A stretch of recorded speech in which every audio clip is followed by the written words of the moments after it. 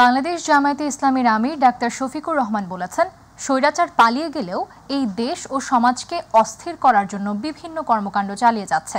তাদের সকল চক্রান্ত ব্যর্থ হয়েছে, আগামীতেও ব্যর্থ হবে। সকালে খুলনার ডুমুরিয়া উপজেলার 18 মাইল মোড়ে অনুষ্ঠিত জামায়াতের পথসভায় প্রধান অতিথির বক্তব্যে তিনি এসব কথা বলেন। জামায়াতের আমির আরও বলেন, আমাদের এই দেশকে বিগত দিনে যারা শাসন করেছেন একটানা 15.5 বছর, তারা মনের মতো করে সাজাতে পারেননি। তারা দেশকে না সাজিয়ে নিজেদেরকে সাজিয়েছে।